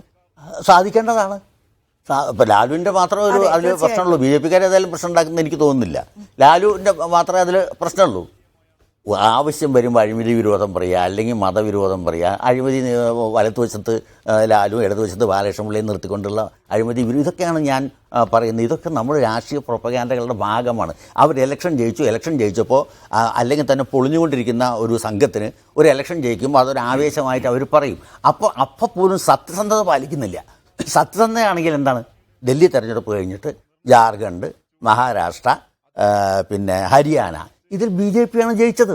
ഈ സത്യം അംഗീകരിക്കാതിരുന്നിട്ട് എന്താണ് കാര്യം? മറ്റത് ഒരു അരിത്മെറ്റിക്സിൻ്റെ വർക്ക് മാത്രമാണ് നടന്നത്. BJP അത് മനസ്സിലാക്കിയിട്ടാണ് അവിടെ ഈ പറഞ്ഞ പോലെയുള്ള മറ്റേ 2ാം ഘട്ടം 3ാം ഘട്ടം എന്ന് പറയുന്ന വോട്ട് ഈ പറയുന്ന പോലെ കിട്ടുന്നില്ല, ഡിവിഷൻ ഉണ്ടാക്കാൻ വിജയിച്ചില്ല. ഇനി ആ ലൈനിൽ അവർ നോക്കും. എല്ലാ രാഷ്ട്രീയ കക്ഷികളും ചെയ്യുന്ന പോലെ അവരും നോക്കും. മുന്നണികളെ വിഭജിച്ച് അവരുടെ കൂടെ ആളെ ഉണ്ടാക്കാൻ നോക്കും. അത് മറ്റേ മുസ്ലിംസ് ഏകപക്ഷീയമായി അപ്പുറത്ത് വോട്ട് ചെയ്യുന്നതിനെ എങ്ങനെ മാറ്റണം എന്ന് അവരാലോചിക്കും. നിങ്ങൾ ഈ പറയുന്ന അസഹിഷ്ണുത, തെരഞ്ഞെടുക്കപ്പെട്ട ഒരു നേതാവ് വമ്പിച്ച ഭൂരിപക്ഷം പിറ്റേ ദിവസം തുടങ്ങിയില്ല. അതിന് നിങ്ങൾ മറുപടി പറയാത്ത എന്താണ്? പള്ളി വിളിച്ചത് ഇതുകൊണ്ടാണ് പ്രൊപ്പഗാൻഡ എന്ന് ഞാൻ പറയുന്നത്. ഓക്കെ, ഏതായാലും നിതീഷ് കുമാർ ബീഹാറിൽ അധികാരത്തിൽ വന്നു. ജനങ്ങൾ ഉറ്റുനോക്കുന്നവർ, ഇപ്പൊ ഫറൂഖ് അബ്ദുള്ള ഉൾപ്പെടെയുള്ളവർ പറയും, ഫറൂഖ് അബ്ദുള്ള നേരത്തെ തന്നെ തുടങ്ങി വെച്ചു പ്രധാനമന്ത്രി പദത്തിലേക്ക് നിതീഷ് എത്തട്ടെ എന്ന്. നിതീഷിന് ഒരു കാര്യം കൂട്ടിച്ചേർക്കട്ടെ. ഈ വന്നവരുടെ ലിസ്റ്റ് എടുത്തല്ല, വരാത്തവരുടെ ഒന്ന് ലിസ്റ്റ് എടുത്ത് നോക്കിയേ. ജയലളിതയുണ്ടോ? ഇല്ല. തൊട്ട അയൽവക്കത്തുള്ള ഇവരുടെയൊക്കെ മതേതരത്വത്തിന്റെ ഗുരുവും ഗുസ്തിക്കാരനുമാണ് മുലായം സിംഗ് യാദവ്. പോയില്ലല്ലോ. അഖിലേഷ് മായാവതി ഇല്ലല്ലോ. എന്തിന്? ഒറീസയിൽ നിന്ന് പട്നായിക്കിന്റെ മകനുണ്ടോ? ഇല്ലല്ലോ. അപ്പൊ ഇല്ലാത്തവരുടെ ലിസ്റ്റ് എടുത്തു കഴിഞ്ഞാൽ വളരെ വലുതാണ്. പിന്നെ ഞാൻ എന്താണെന്നറിയാമോ? ഒരു മന്ത്രിസഭ ആദ്യമായിട്ട് സത്യപ്രതിജ്ഞ ചെയ്യുന്നത് ശരിയല്ല. ഞങ്ങളെ പ്രാഗിയപ്പോൾ ഞങ്ങൾക്ക് തോന്നിയ സത്യപ്രതിജ്ഞ ചെയ്ത് മുഴുവനായില്ല, അതിനു മുമ്പേ ശപിക്കാൻ തുടങ്ങിയതെന്ന് എനിക്ക് തോന്നിയതാണ് നരേന്ദ്രമോദിയുടെ കാര്യത്തിൽ. അതുകൊണ്ട് ഞാനത് ചെയ്യേണ്ടെന്ന് വിചാരിച്ച് മിണ്ടാതിരിക്കുന്നേ ഉള്ളൂ. അല്ലാതെ ഇതിനൊന്നും മറുപടി ഇല്ലാഞ്ഞിട്ടൊന്നുമല്ല. വടക്കനാണെങ്കിൽ സ്ഥലം വിടുകയും ചെയ്തു. പാവം പോട്ടെ. ശ്രീ പി രാജൻ, ഈ പറഞ്ഞ വസ്തുതകൾ ഇവരാരും വന്നിട്ടില്ല, പക്ഷേ ഫറൂഖ് അബ്ദുള്ള തുടങ്ങി വെച്ചിട്ടുണ്ട് പ്രധാനമന്ത്രി പദത്തിലേക്ക്. ടോം വടക്കൻ നേരത്തെ സൂചിപ്പിക്കുകയുണ്ടായി, നിതീഷ് കുമാർ ആ ഡൽഹിയിലേക്കുള്ള തേരോട്ടം തന്നെയാണ് നടത്തുന്നത്. എന്നുള്ള രീതിയിൽ സൂചിപ്പിക്കുകയുണ്ടായി. ഈ ഒരു സാഹചര്യത്തിൽ നിതീഷ് കുമാറിന് BSP ഉൾപ്പെടെയുള്ള പാർട്ടികളെ, BSP, സമാജ്വാദി പാർട്ടി, ഇനിയും അത് സാധിക്കുമല്ലോ, അത് ആ രീതിയിൽ മുൻകൂട്ടി കണ്ടുകൊണ്ട് അവരെ കൂട്ടി നിർത്തിക്കൊണ്ട് മുന്നോട്ട് പോകാൻ സാധിക്കുമോ എന്ന് പ്രവചിക്കാൻ ഞാൻ തയ്യാറല്ല. കാരണം എന്താ അറിയോ, കഴിഞ്ഞ കാല അനുഭവം ചെയ്യാൻ സാധ്യതയില്ലേ? അത് ചെയ്താലേ ഭൂരിപക്ഷം കിട്ടുള്ളൂ, ഒരു സംശയമില്ല. BJP തന്നെയാണ് ഇവിടുത്തെ ഏറ്റവും വലിയ കക്ഷി. ഇത് കണ്ണടച്ചിട്ട് ഇട്ടാക്കേണ്ടത് എന്തിനാണ്? BJPയുടെ ഒപ്പം ചേരാൻ നിൽക്കുന്നവരാണ് മറ്റുള്ളവർ. അവർ നോക്കിയാണ് നിൽക്കുന്നത്. ജയലളിത ഉൾപ്പെടെയുള്ളവർ ആരാണ് അധികാരത്തിൽ വരിക, തങ്ങൾക്ക് ഏത് ഉപപ്രധാനമന്ത്രി സ്ഥാനം കിട്ടുമോ, അങ്ങനെയൊക്കെ ആയിരിക്കും. അത് നിങ്ങൾ ഈ പറയുന്ന പോലെ ടോം വടക്കൻ അങ്ങനെ പറഞ്ഞിട്ടില്ല. പാവം ടോം വടക്കന്റെ കാര്യം നിങ്ങൾ അപകടത്തിലാക്കരുത്. ആ ടോം വടക്കൻ മറ്റേ അടുത്ത പ്രധാനമന്ത്രിയായിട്ട് നിതീഷിനെയാണ് കണക്കാക്കണത്. ടോം വടക്കനെ പോലെ മറ്റേ പറഞ്ഞിട്ടില്ല, അങ്ങനെ പറഞ്ഞിട്ടില്ല. അവിടെ രാഹുൽ ഗാന്ധി കച്ചകെട്ടി നിൽക്കുകയാണ്, മകനാക്കാൻ നിൽക്കുകയാണ് അമ്മ. അപ്പോൾ ആ നിലയിൽ അവിടെ കോൺഗ്രസ്സുകാർക്ക് പറഞ്ഞു കഴിഞ്ഞിട്ടുണ്ടെങ്കിൽ ഭയങ്കര ബുദ്ധിമുട്ടുണ്ടാക്കുന്ന കാര്യമാണ്. അങ്ങനെ പറഞ്ഞിട്ടില്ല. അങ്ങനെ ഓരോരുത്തരും അങ്ങനെ തന്നെയാണ് നിൽക്കുന്നത്. അവർ പ്രധാനമന്ത്രി, അതിപ്പോൾ ബീഹാറിൽ BJP ഉണ്ട്. ഞാൻ ആദ്യമേ പറഞ്ഞല്ലോ, BJP ഒരു മുഖ്യമന്ത്രിയെ ചൂണ്ടിക്കാണിക്കാത്ത പോലെ അടുത്ത പാർലമെന്റ് തെരഞ്ഞെടുപ്പിൽ അവർക്കൊരു പ്രധാനമന്ത്രിയെ ചൂണ്ടിക്കാണിച്ചിട്ടായിരിക്കില്ല അവർ നിൽക്കുന്നത്. എന്തായാലും നമുക്ക് ഇഷ്ടപ്പെട്ടാലും ഇഷ്ടപ്പെട്ടില്ലെങ്കിലും മോഡിയാണ് പ്രധാനമന്ത്രി, അവരുടെ സ്ഥാനാർത്ഥി എന്നുള്ള നിലയ്ക്ക് തന്നെയാണ്. പിന്നെ ഇവിടെ 35 റാലി 45 റാലി പ്രായം കുറവാണെന്ന് പറയുന്നതാണ്. അല്ല പ്രായം കൊണ്ട് അറിവില്ലാതെ പറയുന്നതാണ്. ഇന്ദിരാഗാന്ധിയുടെയും ജവഹർലാൽ നെഹ്റുവിൻ്റെ ഒക്കെ കേരളത്തിൽ എത്ര റാലി കവർ ചെയ്തിട്ടുള്ള ആളാണ് ഞാൻ. 35, 26 100 മീറ്റിംഗ് ഒക്കെ അവർ പങ്കെടുക്കാറുണ്ട്, തോക്കാറുണ്ട്. പ്രാധാന്യത്തോടു കൂടി BJP ബീഹാറിനെ കണ്ടു എന്നാണ്. അല്ല, കേരളത്തിൽ തോക്കുന്ന അറിഞ്ഞിട്ട് നെഹ്റു പ്രസംഗിക്കാറില്ലേ? അവർ BJP പ്രാധാന്യത്തോട് കാണുന്ന ഓരോ തെരഞ്ഞെടുപ്പ് ഓരോ സംസ്ഥാനത്തിൽ മാറി മാറി വരുന്ന പഴയ പോലെ ഒന്നിച്ചല്ല. അപ്പം അങ്ങനെ വരുമ്പോൾ അവർക്ക് അത് പിടിച്ചു കഴിഞ്ഞാൽ വമ്പിച്ചൊരു നേട്ടം ഉണ്ടാകും. അതുപോലെ അവർ ആ നിലയിൽ പ്രവർത്തിച്ചു. പക്ഷെ അത് വർക്ക് ചെയ്തില്ല, അവർ മനസ്സിലാക്കി, മറ്റെല്ലാവരും കൂടി ഒന്നിച്ചു. അത്രയല്ലേ ഉള്ളൂ. അവർക്ക് അറിയുന്നതുകൊണ്ടാണല്ലോ മാഞ്ചി അവർ ഇപ്പുറത്തേക്ക് കൊണ്ടുവന്നത്. അവർക്ക് ഏകപക്ഷീയമായ മാഞ്ചി മുഖ്യമന്ത്രിയാക്കിയിട്ട് അവർ കൊണ്ടുവന്ന ഒന്നും അറിയാത്തതുകൊണ്ടല്ലോ. അത് അവർ നോക്കിക്കോളും. ഇവിടെ തീർച്ചയായിട്ടും ഞാൻ അതിനെപ്പറ്റി കുറ്റം പറയാൻ ആഗ്രഹിക്കാത്ത, ഇന്നിപ്പോൾ ജയിച്ച സമയത്ത് അവരുടെ ഇത്തരം ദുർബല അണ്ടർബെല്ലി കുത്തളം ഞാൻ ആഗ്രഹിക്കാത്തതുകൊണ്ടാണ്. പക്ഷെ കുത്തിപ്പോകും ഈ ജാതി മണ്ടത്തരങ്ങൾ വിളിച്ച് പറയുമ്പോൾ. അതാണ് ഞാൻ പറഞ്ഞ കണക്ക് 46% അവിടെ 36% വോട്ട് അവർക്ക് അപ്പോഴും ഉള്ളൂ. അത് 2% കൂടുതൽ, അല്ല 34 ഒക്കെയാണ്, അത് 36 അങ്ങനെയൊക്കെയുള്ളൂ വരുള്ളൂ. അല്ലാതെ നിങ്ങൾ ഈ പറയുന്ന ഇത് ആൾ മാറിയെന്നാണ് നോക്കേണ്ടത്. ഇത് വേറൊരു ചാനലിൽ ഞാൻ പറയുകയും ചെയ്തു, നിതീഷ് കുമാറിൻ്റെ ആ ഭരണപരിഷ്കാരത്തിൽ പ്രധാനമായാണ് പെൺകുട്ടികൾക്ക് സൈക്കിൾ കൊടുത്തത്, പെൺകുട്ടികളുടെ വിദ്യാഭ്യാസം. അതെല്ലാം അന്ന് അവിടെ BJP ഇവരുടെ കൂടെയാണ്. സത്യം പറയുമ്പോൾ എല്ലാം പറയണല്ലോ. അല്ല, അന്ന് അതൊരു BJP അവരുടെ കൂടിയാണ്. ആ രീതിയിൽ ഒരു വികസനമായിരുന്നു നടന്നത്. അതായത് അടിസ്ഥാന സൗകര്യങ്ങൾ മെച്ചപ്പെടുത്തുക, റോഡ് വികസനം ഉൾപ്പെടെയുള്ള കാര്യങ്ങൾ. ഇത്തവണ അതായത് 2014 BJP മുന്നോട്ട് വെച്ചതും അത്തരത്തിലൊരു വികസനം തന്നെയായിരുന്നു. അത് കഴിഞ്ഞിട്ട് BJP digital India, making Kerala ഉൾപ്പെടെയുള്ള മേക്കിംഗ് ഇന്ത്യ ഉൾപ്പെടെയുള്ള പരിപാടികളുമായി മുന്നോട്ട് പോകുന്നു. ഈ ഒരു വ്യത്യാസം, വികസനത്തിൽ വന്ന ഈ ഒരു വ്യത്യാസം കൊണ്ടായിരിക്കുമോ? ഇതൊക്കെ മാധ്യമങ്ങൾ, നിങ്ങൾ ഇങ്ങനെയല്ല ലോകത്തിൽ ഒരിടത്തും തെരഞ്ഞെടുപ്പ് ഒറ്റ ഇഷ്യൂമേ അല്ല. അൺലെസ് ഒരു വൈകാരികമായ, ഇപ്പോൾ കേരളത്തിലെ ഇന്ത്യയിലാണ് ഈ ജാതി മതത്തിൻ്റെ പെട്ടെന്നുള്ള ഒരു വൈകാരിക ക്ഷോഭം ഉണ്ടാകുന്ന എന്തെങ്കിലും സംഭവം ഉണ്ടാവില്ലെങ്കിൽ 100 കാര്യങ്ങൾ ഒന്നിച്ചാണ്, ക്യുമുലേറ്റീവ് ഇഫക്റ്റാണ് തെരഞ്ഞെടുപ്പിൽ വരുന്നത്. അതാണ് ഈ പെർസെൻറ്റേജ്, ഒരു രാഷ്ട്രീയ നിരീക്ഷകന്മാർ പെർസെൻറ്റേജിൻ്റെ കാര്യം നോക്കുന്നത്. വമ്പിച്ചൊരു വ്യത്യാസമില്ലെങ്കിൽ ആ പറഞ്ഞ കാരണം കൊണ്ടൊന്നുമല്ല. അതായത് സൈക്കിൾ കൊടുക്കുന്നതിന് പകരം മറ്റവൻ മോട്ടോർ സൈക്കിൾ കൊടുക്കാൻ പറഞ്ഞുകൊണ്ടാണ് വോട്ട് കിട്ടിയെന്നൊക്കെയുള്ള ഒരു തരം ചീപ്പ് ഡിസ്കഷനാണത്. സമയങ്ങളിൽ അങ്ങനെ ഒരിടത്തും ഉണ്ടായിട്ടില്ല ലോകത്തിൽ. അങ്ങനെ വോട്ടർമാർ അത്ര വിഡ്ഢികളുമല്ല. ഒരാൾ വന്നു കഴിഞ്ഞിട്ടുണ്ടെങ്കിൽ വലിയൊരു മാറ്റം ഉണ്ടാകുന്നുള്ള നിലയിൽ അതിനൊരു അജണ്ടയുണ്ട്. ആ അജണ്ട വികസനം ഉണ്ടായിട്ട് അതിന് മുമ്പുള്ള ജംഗൽ രാജിനെ അപേക്ഷിച്ച് തീർച്ചയായിട്ടും ഈ മോഡിയും മറ്റേ നിതീഷും കൂടി നടന്ന ഭരണം അവിടെ വ്യത്യാസം വരുത്തിയിട്ടുണ്ട്. അങ്ങനെയാണെങ്കിൽ BJP ഉന്നയിച്ച ഒരു കാര്യമുണ്ടായിരുന്നു, ലാലു പ്രസാദ് യാദവിനെ കൂട്ടുപിടിച്ചുകൊണ്ടാണ് നിതീഷ് ഇത്തവണ അധികാരത്തിലേറുന്നത് എന്നതായിരുന്നു BJPയുടെ വലിയ ഒരു ആർഗ്യുമെന്റ്. അത് ഫലം കണ്ടില്ലല്ലോ. ഇല്ലല്ല, ജാതി അതിനേക്കാൾ വലുതാണ്. ജാതിയും മുസ്ലിമും അതിനേക്കാൾ വലുതാണ്. അത് തന്നെയാണ് ഉണ്ടായത്. ജാതിയാണ് നിതീഷല്ല മറ്റാളുടെ പ്രധാനമായ തുരുപ്പുചീട്ട്. അത് 14% ഉണ്ടെന്ന് മനസ്സിലാക്കണം. ഈ പറഞ്ഞ യാദവൻ 14% ഉണ്ട്, പ്ലസ് മുസ്ലിം. ആ മുസ്ലിമിനെ പേടിപ്പിക്കൽ, ഭാഗ്യവശാൽ മുസ്ലിമിനെ പേടിപ്പിക്കൽ കൊണ്ട് BJPക്ക് മുസ്ലിമിൻ്റെ വോട്ട് കിട്ടാൻ ഇപ്പോഴും പെട്ടെന്നൊന്നും പോകുന്നില്ല. മുസ്ലിമുകൾ എന്നെ സഹായിച്ചുകൊണ്ടിരിക്കുകയാണ്. ഏതായാലും കാരണം IS, മറ്റേ ബോംബ്, അമേരിക്ക ബോംബ്, ഇതെല്ലാം വരുമ്പോൾ ഇവിടുത്തെ മുസ്ലിമുകൾ ഇവിടെ തന്നെ ജീവിക്കുകയാണ് നല്ലത്. മോഡി അത്ര വലിയ കുഴപ്പക്കാരനല്ല എന്ന് മനസ്സിലാക്കാൻ അധികം താമസം വരില്ല. മണിശങ്കരയ്യരുടെ സഹായത്തോടു കൂടി അത് സംഭവിക്കുകയും ചെയ്യും. അത് ഇല്ലാത്ത കാര്യങ്ങൾ പ്രചരിപ്പിക്കുക എന്ന്, അതാണ് എനിക്കിപ്പോൾ ഞാനൊരു മാധ്യമപ്രവർത്തനം എന്നുള്ള എനിക്ക് എൻ്റെ യുവ സുഹൃത്തുക്കളോട് ചിലപ്പോൾ ഞാൻ ഒച്ചെടുത്ത് പറയുന്നത്, അത് ക്ഷമിക്കണം, പറയാൻ പലതാണ്. പക്ഷെ പറയുന്നത് നിങ്ങൾ ചെറുപ്പക്കാരായതുകൊണ്ട് നിങ്ങൾ വസ്തുനിഷ്ഠമായിട്ട് കാര്യങ്ങൾ, അതാണ് ഞാൻ 2-3 കാര്യങ്ങൾ ഇത്തരം ഒരു ചർച്ചയ്ക്ക് സാധ്യതയുണ്ടല്ലോ. തീർച്ചയായിട്ടും. അല്ല, അങ്ങനെയല്ല, മാധ്യമപ്രവർത്തകർ ചർച്ച ചെയ്യുന്ന രാഷ്ട്രീയക്കാരുടെ പ്രൊപ്പഗാൻഡയുടെ ഭാഗമാകരുതെന്നുള്ളതുകൊണ്ട് ഞാൻ പറയുന്നതാണ്. അവർ തീർച്ചയായിട്ടും വിജയിക്കുന്നത് ഇനി ഞങ്ങളാണ് വിജയിക്കാൻ പോകുന്നതെന്നുള്ളൊരു ഹോപ്പ് ഉണ്ടാക്കാൻ ഹോപ്പ്ലെസ് ആയിട്ട് കിടക്കുന്നവർക്ക് ഒരു അവസരം തീർച്ചയായിട്ടും ഇന്ന് പ്രത്യേകിച്ച് അവരെ കുറ്റം പറയുന്നത് എനിക്ക് ഇഷ്ടമുള്ള ഒരു കാര്യമേ അല്ല. അവർക്കത് അവകാശപ്പെട്ട ഒരു കാര്യമാണ്, അവർ വാദിച്ചോട്ടെ. പക്ഷേ യാഥാർത്ഥ്യ ബോധമില്ലാത്ത കാര്യങ്ങൾ പറയുകയും അസഹിഷ്ണുത, എന്ത് അസഹിഷ്ണുത ഉണ്ടായെന്നാണ് നിങ്ങൾ പറഞ്ഞത്? ഒരു ദാരിദ്ര്യ ഇവിടെ ഇന്ത്യയിൽ ജീവിച്ചിരിക്കുന്ന നമുക്കറിഞ്ഞൂടെ എത്ര വലിയ ഈ കേരളത്തിലുണ്ടായ 3 ഞാൻ ഇപ്പം തന്നെ പറയാം. കൈവെട്ട് പ്ലസ് മറ്റേ ചേകന്നൂർ മൗലി പച്ചവടം കുഴിച്ചിട്ടത്, ഇതൊന്നും ഇവിടെ പ്രശ്നമല്ല. മാത്രമല്ല ഇപ്പം തന്നെ ഒരു ബിഷപ്പല്ലേ നാടകം നിരോധിക്കണമെന്ന് ആവശ്യപ്പെട്ട് ഒരാൾ അതിനെപ്പറ്റി പറയുന്നില്ല. ആഗ്നസ് എന്ന് പറഞ്ഞാൽ ആ നാടകം നിരോധിക്കണമെന്ന്. അപ്പോൾ ആവിഷ്കാര സ്വാതന്ത്ര്യം എന്താ ഈ വസ്തുനിഷ്ഠമായിട്ട് വേണ്ടേ മാധ്യമങ്ങളും രാഷ്ട്രീയക്കാർ പറയാതെ മനസ്സിലാക്കാം കാര്യങ്ങൾ പറയാൻ അല്ലല്ലോ. അപ്പോൾ അവർ അജണ്ട നിശ്ചയിക്കുന്നതിനോടുള്ള ഒരു വിഷമം കൊണ്ട് ഞാൻ പറഞ്ഞു പോകണമാണ്. അതല്ലാതെ നമ്മൾ ബാലൻസ്ഡ് ആയിട്ട് വ്യൂ കാണണം. അത് അപ്പോൾ വസ്തുനിഷ്ഠമാണ്, ഇത്ര % അവർക്കുണ്ട്, ആ % കൂടിയാണ്. നീതീഷിൻ്റെ ദിനമാണ് ഇന്ന്. അതിനെപ്പറ്റി ഞാൻ ഒട്ടും ഒരു ജാറിങ് നോട്ട് ആഗ്രഹിക്കുന്നില്ല. പക്ഷെ പലപ്പോഴും പരസ്പര വിരുദ്ധം പറയുമ്പോൾ അത് പറഞ്ഞു പോകുന്നതാണ്. ശ്രീ അജയ് കുമാർ, പി രാജൻ സൂചിപ്പിച്ച കാര്യങ്ങൾ നിൽക്കെ തന്നെ BSPയും സമാജ്വാദി പാർട്ടിയും ഉൾപ്പെടെയുള്ള പാർട്ടികളെ കൂടെ നിർത്തിക്കൊണ്ട് ഒരു ബദൽ സംവിധാനത്തിലേക്ക് നിതീഷിന് വളരാൻ സാധിക്കുമോ?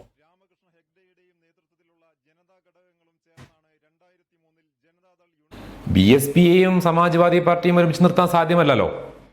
അത് ഉത്തർപ്രദേശിലെ 2 റൈവൽ പാർട്ടീസാണ്. സ്വാഭാവികമായിട്ടും ഞങ്ങള് കൂട്ടുചേരാൻ പോകുന്നത് SP-യുമായിട്ടായിരിക്കും. പഴയ തീർച്ചയായിട്ടും ഇത് ഞങ്ങളുടെ തുടക്കം മുതൽക്കേ 6 കക്ഷികളാണ് ഒരുമിച്ച് നിൽക്കാൻ ശ്രമിച്ചുകൊണ്ടിരിക്കുന്നത്. അതിലൊരു കക്ഷി SP-യാണ്, സമാജ്വാദി പാർട്ടിയാണ്. അത് മുലായം സിംഗ് യാദവ് അതിന്റെ ഭാഗമായിരുന്നു. ചില പ്രശ്നങ്ങൾ കാരണമാണ് അദ്ദേഹം ഇപ്പോൾ വിട്ടുനിൽക്കുന്നത്. ഈ ഇന്നത്തെ സത്യപ്രതിജ്ഞാ ചടങ്ങിന് ശേഷം ഈ ഡിസംബർ മാസത്തിൽ തന്നെ അത്തരത്തിലുള്ള ഒരു കൂട്ടുചേരൽ ഇന്ത്യയിൽ ഉണ്ടാകും. അതിന്റെ ഭാഗമായിട്ടാണ് ഇന്ന് ആസാമിലെ ഓൾ ഇന്ത്യ യുണൈറ്റഡ് ഡെമോക്രാറ്റിക് ഫ്രണ്ടിന്റെ MP ബദറുദ്ദീൻ അജ്മൽ എന്ന് പറയുന്ന MP ഇന്നത്തെ സത്യപ്രതിജ്ഞാ ചടങ്ങിൽ പങ്കെടുക്കുകയും ഞങ്ങളുടെ അഖിലേന്ത്യാ സെക്രട്ടറി KC ത്യാഗിയുമായി സംസാരിക്കുകയും ചെയ്തത്.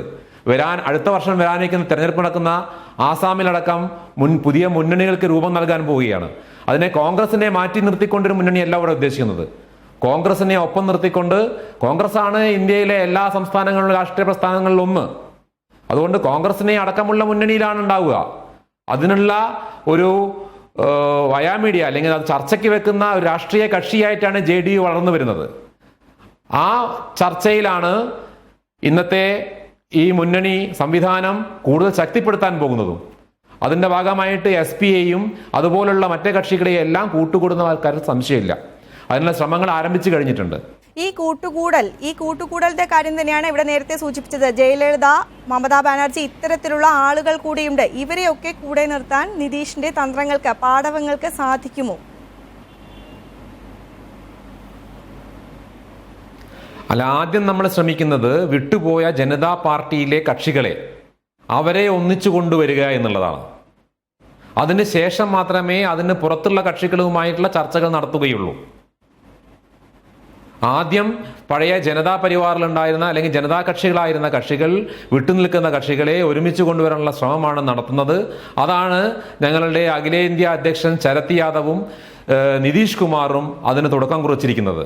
അതിനുശേഷം മറ്റ് പ്രാദേശികമായി നിൽക്കുന്ന കക്ഷികൾ ഓരോ സംസ്ഥാനത്തുള്ള കക്ഷികളായി എവിടെയെല്ലാം വേണമെന്നുള്ളത് ആലോചിച്ചതിന് ശേഷം തീരുമാനമെടുക്കും.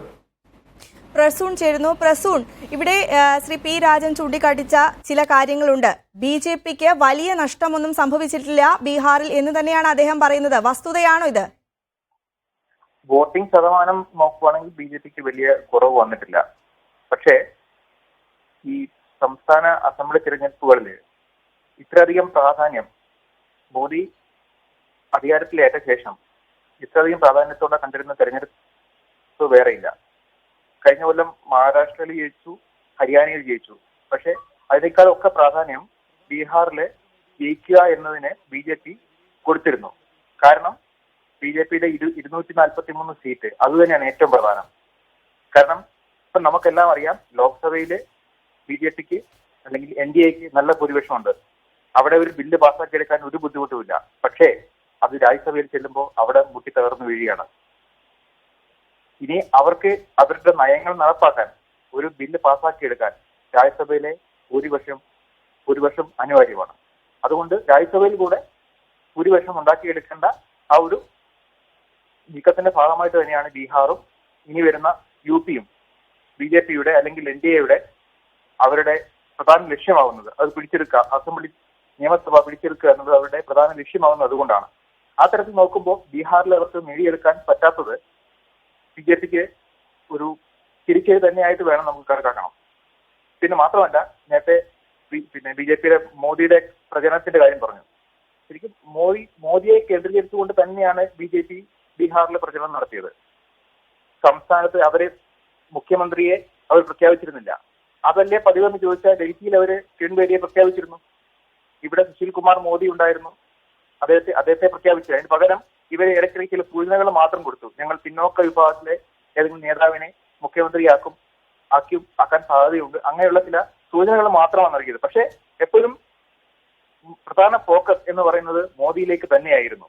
മോദിയായിരുന്നു പ്രചരണം നയിച്ചിരുന്നത്. അതുകൊണ്ട് തന്നെ തോൽവി എന്ന് പറഞ്ഞാൽ മോദിയുടെ തരംഗം അവസാനിച്ചു അല്ലെങ്കിൽ അതിന് പ്രസക്തിയില്ല എന്ന രീതിയിൽ വിലയിരുത്തപ്പെടുന്നത് സ്വാഭാവികമാണ്.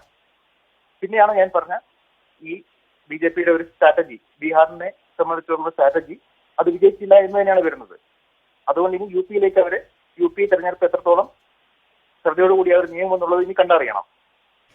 നമുക്ക് ചർച്ച അവസാനിപ്പിക്കേണ്ടതുണ്ട്. പ്രസൂൺ, അവസാനമായി P. രാജൻ, ഇപ്പോൾ പറഞ്ഞ വസ്തുതകളുടെ അടിസ്ഥാനത്തിൽ ഇന്ത്യൻ രാഷ്ട്രീയം ഇപ്പോൾ എങ്ങോട്ടാണ് നീങ്ങിക്കൊണ്ടിരിക്കുന്നത്? യാഥാർത്ഥ്യബോധത്തോടെ തന്നെ പറഞ്ഞത്. പക്ഷെ മോഡി അവർ പ്രൊജക്റ്റ് ചെയ്യാനുള്ള കാരണം എല്ലാ അഭിപ്രായ വോട്ടിലും BJPക്ക് കിട്ടുന്നതിനേക്കാൾ 4%, 3% വോട്ട് മോഡിക്കാണ് കൂടുതൽ.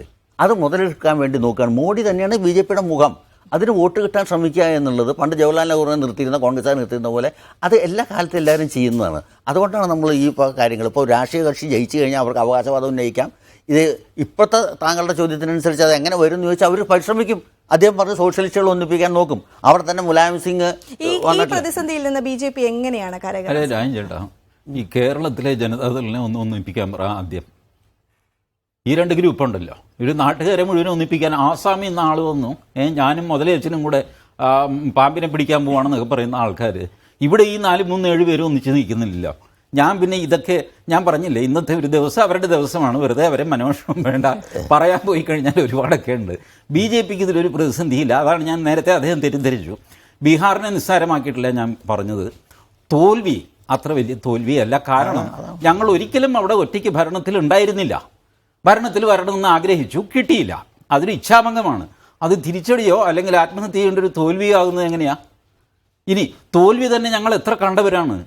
കേരളത്തിൽ ഞങ്ങൾ നോക്കൂ, BJPക്കാരെ, എന്നെ പോലെയുള്ള BJPക്കാർ ഇപ്പോൾ പ്രായമായി തുടങ്ങി. എത്ര വർഷമായി ഒരു പഞ്ചായത്ത് പോലും കയ്യിലില്ലാതെ ഞങ്ങൾ രാഷ്ട്രീയ പ്രവർത്തനം നടത്തി. ഇന്നും ഞങ്ങൾക്ക് കൈ കിട്ടിയിരിക്കുന്നത് 12 പഞ്ചായത്താണ്, ഇല്ലേ? നിയമസഭയിൽ ഇന്നുവരെ അക്കൗണ്ട് തുറക്കാൻ സാധിച്ചിട്ടില്ല. പക്ഷേ പഞ്ചായത്തും കോർപ്പറേഷനും ഒക്കെ ആയിട്ട് ഞങ്ങൾ ചില്ലറ മുദ്രാ ബാങ്കെങ്കിലും തുറന്ന് വെച്ചിട്ടുണ്ട് ഇപ്പോൾ. അപ്പോൾ അതുകൊണ്ട് തോൽവി ഒരു സംസ്ഥാന നിയമസഭയിൽ സീറ്റ് കുറഞ്ഞു പോയി എന്നൊക്കെ പറഞ്ഞിട്ട് ഞങ്ങളെ പേടിപ്പിക്കേണ്ട കാര്യം. ശ്രീ P. രാജൻ, ഈ വസ്തുതകളൊക്കെ ഇങ്ങനെയുണ്ട്. പക്ഷേ മോദിക്ക് പകരക്കാരനായി തന്നെയല്ലേ നിതീഷിന്റെ ഒരു വളർച്ച? ഭാവിയിലെങ്കിലും ഈ സംവിധാനങ്ങളെല്ലാം രൂപപ്പെടുകയാണെങ്കിൽ നിതീഷ് ഭാവിയിൽ ഇന്ത്യയുടെ ഒരു പ്രധാനമന്ത്രിയാകാനുള്ള ഒരു സാധ്യതയിലേക്ക് തന്നെയല്ലേ ഈ ബീഹാർ തെരഞ്ഞെടുപ്പ് വിരൽ ചൂണ്ടും? അങ്ങനെ സംഭവിക്കുകയാണെങ്കിൽ ഞാൻ അദ്ദേഹത്തിന് ആശംസ എല്ലാം കൊടുക്കുന്നു. പക്ഷെ അതിനുള്ള സാധ്യത, കാരണം ഓരോരുത്തരും വാഴത്തുള്ളവരെല്ലാം വെളിച്ചപ്പാടാകുകയും മാത്രമല്ല യുവരാജാവിനെ വളർത്തിക്കൊണ്ടുവരിക എന്നുള്ളതാണല്ലോ കോൺഗ്രസിൻ്റെ ഒരു പ്രധാനമായത്. അതിന് ഇപ്പോഴും അവർ തന്നെ വലിയൊരു പാർട്ടി ആയിരിക്കുന്നിടത്തോളം കാലം എത്രത്തോളം സാധ്യതയുണ്ടെന്നുള്ളത് വളരെ വിരളമാണ്. ആ സാധ്യത ഏറ്റവും നല്ലത് ഒരു രാഷ്ട്രീയമാണെന്ന് വെച്ചാൽ നിതീഷ് കുമാർ തന്നെയാണ്. നിതീഷ് കുമാറിന് മോദി പകരക്കാരനാകുമോ എന്നാണ് പവർ സെന്റർ ഇന്ന് ചർച്ച ചെയ്തത്. ചർച്ചയിൽ പങ്കെടുത്തത് മുതിർന്ന മാധ്യമപ്രവർത്തകൻ P. രാജൻ, അതോടൊപ്പം തന്നെ BJP നേതാവ് TG മോഹൻദാസ്, കൊച്ചി സ്റ്റുഡിയോയിലും കോഴിക്കോട് സ്റ്റുഡിയോയിൽ അജയ് കുമാർ JDU നേതാവ്, ശ്രീ ടോം വടക്കൻ കോൺഗ്രസ് നേതാവ്, അതോടൊപ്പം മാധ്യമപ്രവർത്തകൻ പ്രസൂൺ S. ഖണ്ഡേത്ത് എന്നിവരാണ് ചർച്ചയിൽ പങ്കെടുത്തത്. ഏവർക്കും വളരെയധികം നന്ദി.